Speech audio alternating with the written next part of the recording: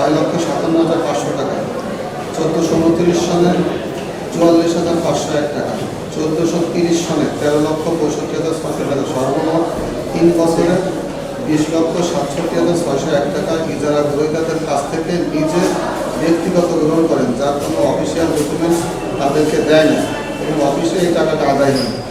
যে টাকা পৌরসভায় 1431 সালে 3,16,900 টাকা বাকি, যে টাকা আদায় না করিয়া ইজারাদারদের অর্ডার দিয়ে দিচ্ছে, তারা মাঠে ময়দানে আদায় করতেছে। বর্তমান বছরে উনি 7টা হাট ইজারা গ্রহীতারা ইজারা বন্দোবস্তের জন্য অংশ নেননি। এই 7টা হাট ঘোষণা করা হয়েছে। 7টা হাট খাস ঘোষণা করার পরে খাসের একটা কমিটি ছাড়া কোনো নিয়ম নীতির তোয়াক্কা না করে উনি ব্যক্তিগত পছন্দের লোক দিয়ে নামমাত্র মূল্যে ইজারা বন্দোবস্তের খাস আদায় করার সুযোগ দিয়েছে। এরপরে হাটে সর্বোচ্চ দরদাতা আমরা টেন্ডার কমিটি যাকে সুপারিশ করছি তাকে না দিয়ে দ্বিতীয় দরদাতাকে ব্যক্তিগত ক্ষমতা প্রভাব পাঠায় দ্বিতীয় দরদাতাকে দেখতে, যেটা আইনের পরিমাণ। পৌরসভায় 2টি রোলার আছে, 2টা ট্রাক আছে।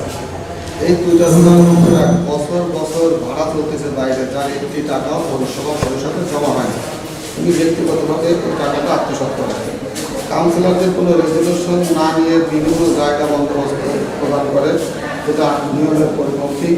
উন্নয়নমূলক কাজে কাউন্সিলরদের রেজলিউশন না নিয়ে তার খুশিমতো প্রকল্প বাস্তবায়ন করেন।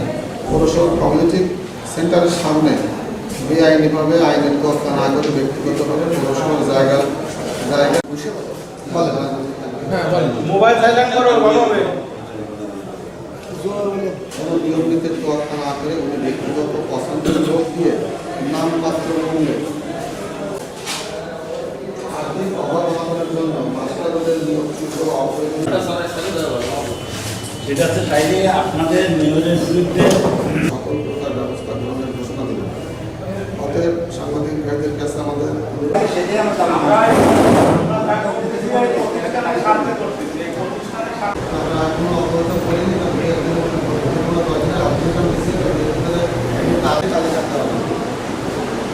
এর আগের নিয়োগের আমলে এই বিষয়ে যে আপনারা যে একটি সংরক্ষণ করছেন আপনাদের